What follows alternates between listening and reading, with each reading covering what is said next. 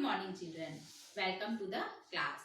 आज हम पढ़ने जा रहे हैं हॉर्नबिल बुक का 5th chapter the ailing planet, the green movement's role. Ailing planet means होता है अस्वस्थ ग्रह या बीमार ग्रह। तो इस आर्टिकल में अस्वस्थ ग्रह पृथ्वी को कहा गया है। क्यों कहा गया है? क्योंकि पृथ्वी में हमेशा भूकंप आ रहे हैं, पेड़ों की कटाई हो रही है, बाढ़ आ रहे हैं। इसके कारण पृथ्वी को क्या कहा गया है? अस्वस्थ ग्रह कहा गया है। और इसमें जो ग्रीन मूवमेंट है उसकी क्या भूमिका है उसके बारे में बताया गया है। तो इसके ऑथर का नाम है नानी पालखीवाला। सबसे पहले हम देखते हैं वर्ड मीनिंग। रिकॉल मीन्स होता है याद करना, वोकैबुलरी जो बदला न जा सके, इकोलॉजिकल पारिस्थितिकी, परसेप्शन दृष्टिकोण, ऑर्गेनिज्म जीवित प्राणी, डिक्लाइनिंग गिरती हुई, स्टीवर्ड्स मीन्स होता है संरक्षण। तो चलिए हम स्टार्ट करते हैं। The following article was written by Nani Palkhiwala and published in the Indian Express on 24 नवंबर 1994। यह जो आर्टिकल है वह नानी पालखीवाला द्वारा लिखा गया है और यह आर्टिकल 24 नवंबर 1994 को इंडियन एक्सप्रेस में पब्लिश हुआ था। This shows that his race regarding the declining health of the earth continue to have relevance। इस आर्टिकल में नानी पालखीवाला ने उन मुद्दों के बारे में कहा है ना? किन मुद्दों के बारे में? कि पृथ्वी का जो हेल्थ है वह लगातार गिरते जा रहा है। कुछ साइन है ना, पृथ्वी के कुछ साइन देखने से ऐसा लग रहा है कि पृथ्वी बीमार होती जा रही है और उसका जो हेल्थ है वह लगातार गिरते जा रहा है। One cannot recall any moment in world history which has gripped the imagination of the entire human race so completely and so rapidly as the Green Movement, which started nearly 25 years ago। Author कहते हैं कि विश्व के इतिहास में हरित क्रांति ने मानव जाति को अपने वश में कर लिया है, इसलिए इस आंदोलन को छोड़कर किसी अन्य आंदोलन को स्मरण नहीं किया जाता है ना। ग्रीन मूवमेंट यह 25 वर्ष पहले शुरू हुआ था है ना। यह जो आर्टिकल है वह 1994 में लिखा गया है। तो 1994 के 25 वर्ष पहले ग्रीन मूवमेंट की शुरुआत हुई थी। In 1972, the world's first nationwide Green Party was founded in New Zealand. 1972 में विश्व की पहली राष्ट्र स्तर की ग्रीन पार्टी की जो स्थापना है वह न्यूजीलैंड में हुई थी। कब हुई थी? 1972 में। Since then the movement has not looked back। तब से मतलब 1972 से जब से ग्रीन मूवमेंट उसकी स्थापना हुई थी तब से इस मूवमेंट ने पीछे मुड़कर नहीं देखा। मतलब यह जो मूवमेंट है ग्रीन मूवमेंट यह लगातार आगे बढ़ता ही जा रहा है। We have shifted one hopes in vocabulary from the mechanistic view to a holistic and ecological view of the world। We have shifted हम बदल चुके हैं, मतलब दुनिया के जो लोग हैं वह बदल चुके हैं। एक उम्मीद है जिसे बदला नहीं जा सकता है ना। लोग कहते हैं कि हम बदल गए, लेकिन एक उम्मीद है जिसे बदला नहीं जा सकता। फ्रॉम द मैग्नेटिक मतलब हमारा जो दृष्टिकोण है, दुनिया के लोगों का जो दृष्टिकोण है वह यांत्रिक दृष्टिकोण से जीवों और प्रकृति पर केंद्रित हो गया है ना। अब जो हम लोग हैं वह पहले क्या थे? हम यांत्रिक दृष्टिकोण से सोचते थे, मतलब इंडस्ट्री से रिलेटेड सोचते थे। क्या कह सकते हैं? हम मशीनी दृष्टिकोण से सोचते थे, मतलब हम सोचते थे कि मशीन से रिलेटेड हमारा दृष्टिकोण था, मतलब चीजों को बनाने के बारे में हम सोचते थे। लेकिन अब हमारा जो दृष्टिकोण है वह जीव जंतु और प्रकृति पर केंद्रित हो गया है। मतलब हम अब जीव जंतु, पेड़ पौधे और हमारी जो प्रकृति है, जो प्लैनेट है, अर्थ प्लैनेट है, उसके बारे में हम सोचने लगे हैं। It is a shift in human perceptions as revolutionary as that introduced by Copernicus, who taught mankind in the 16th century that the Earth and the other planets revolved around the sun. हमारा जो सोच है, क्या सोच कि हमारे जो दृष्टिकोण है वह यांत्रिक दृष्टिकोण से जीवों और प्रकृति पर केंद्रित हो गया है। यह एक बहुत बड़ा परिवर्तन है जिस प्रकार कोपरनिकस ने शुरू किया था। कोपरनिकस कौन थे? वे खगोल शास्त्री थे। उन्होंने मतलब कोपरनिकस ने 16वीं शताब्दी में लोगों को बताया कि पृथ्वी और अन्य जो ग्रह होते हैं वे सूर्य के चारों ओर घूमते हैं या चक्कर लगाते हैं। For the first time in human history, there is a growing worldwide consciousness that the earth itself is a living organism, है ना, an enormous being of which we are parts. जब कोपरनिकस ने यह बताया कि पृथ्वी और अन्य ग्रह जो है जो वह सूर्य के चारों ओर घूमते हैं, तो मानव इतिहास में पहली बार यह जागरूकता आई कि पृथ्वी भी एक जीवित प्राणी है ना। लोग समझने लगे कि पृथ्वी भी एक जीवित प्राणी है, एक विशाल प्राणी है। पृथ्वी कैसा है? एक विशाल प्राणी है जिसके हम सब हिस्से हैं, है ना, क्योंकि हम पृथ्वी में रहते हैं। तो हम जो मानव हैं और जो पेड़ पौधे हैं, है ना, जीव जंतु है, वे सब क्या है? पृथ्वी के हिस्से है।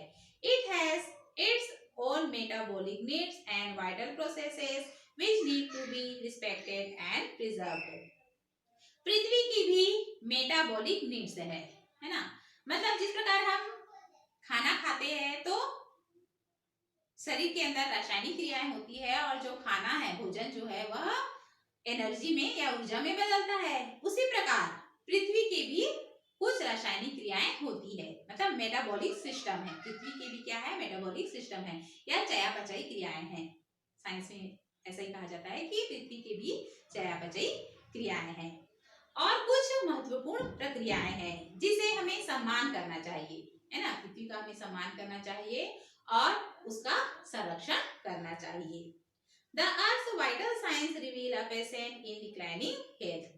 पृथ्वी के कुछ महत्वपूर्ण साइन हैं जिससे पता चलता है कि पृथ्वी का जो स्वास्थ्य है वह लगातार गिरते जा रहा है ना। उस साइन को देखने से पता चल रहा है कि पृथ्वी का जो स्वास्थ्य है वह लगातार गिरते जा रहा है। क्या साइन है हो सकते हैं?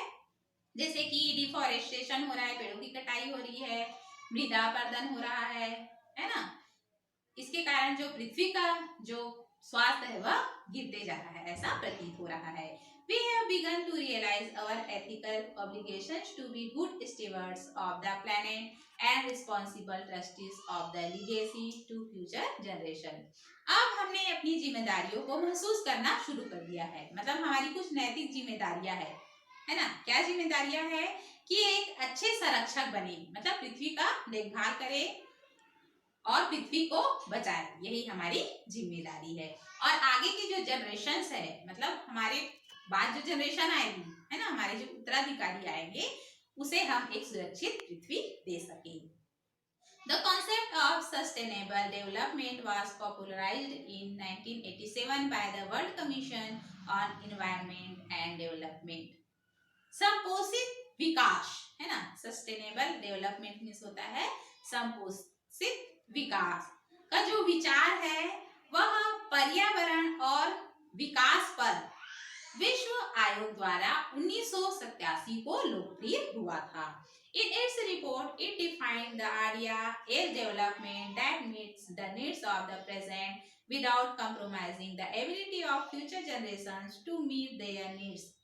That is, without stripping the natural world of resources future generations would need. संपोषित विकास का जो विचार है उसमें कहा गया है कि हमें पृथ्वी की चीजों का यूज करना है, साथ ही साथ हमारी जो जनरेशन आएगी, है ना, उसके लिए भी बचाकर रखना है। मतलब पृथ्वी के जो नेचुरल रिसोर्सेस है ना, उसका यूज करना है और आगे की जनरेशन के लिए भी बचाकर रखना है। In the zoo at Lusaka, Zambia, there is a cage where the notice reads the world's most dangerous animal. है ना? जाम्बिया में लुसाका नामक जगह है, वहां जू है, एक चिड़ियाघर है, वहां एक केज है, केज मीन्स होता है एक पिंजरा है, और पिंजरा में एक नोटिस लगा हुआ है, उस नोटिस में लिखा हुआ है the world's most dangerous animal, दुनिया का सबसे जो खतरनाक प्राणी है वह यहाँ रहता है, वहां नोटिस में लिखा हुआ है। Inside the cage there is no animal but a mirror where you see yourself. वहां केज, जैसे ही हम जू में जाते हैं और केज के अंदर, पिंजरे के अंदर जाते हैं, तो वहां एक भी एनिमल नहीं है ना, वहां एनिमल नहीं है बल्कि एक मिरर है जहां हम अपना चेहरा देख सकते हैं। इसका मतलब क्या हुआ कि दुनिया का सबसे खतरनाक प्राणी कौन है? खुद मनुष्य है, मानव है ना, क्योंकि मानव अपने कार्यों से, है ना, पृथ्वी को खराब कर रहा है ना, पृथ्वी को अस्वस्थ बना रहा है। To the efforts of a number of agencies in different countries, a new awareness has now dawned upon the most dangerous animal in the world. इसलिए जो राइटर है वह कुछ देशों की जो एजेंसियां है ना, उनको धन्यवाद दे रहे हैं, क्योंकि उनके कारण ही दुनिया के सबसे खतरनाक एनिमल के बारे में पता चला है कि मनुष्य ही दुनिया का सबसे खतरनाक जानवर है। He has realized the wisdom of shifting from a system based on domination to one based on partnership. अब जो मनुष्य है उसे अपने जो गलती है ना, उसका एहसास हो गया है, मतलब खुद मनुष्य भी समझने लगा है कि हम ही दुनिया की सबसे खतरनाक प्राणी हैं, और इसका एहसास लोगों को हो चुका है। Scientists have catalogued about 1.4 million living species with which mankind shares the earth. वैज्ञानिकों ने वर्गीकरण किया है कि पृथ्वी पर 14 लाख जीवित प्रजाति रहती है, जिसमें मनुष्य भी शामिल है। Estimates vary widely as regards the still uncatalogued living species. और अभी भी जिन जो प्रजाति है उनकी गणना नहीं हो पाई है, वह अभी भी क्या है? गुमनाम है, मतलब बहुत सी जो प्रजाति है वह गुमनाम है, जिसका वर्गीकरण नहीं किया गया है। Biologist reckon that about 3 to 100 million other living species still languish unnamed in ignominious darkness.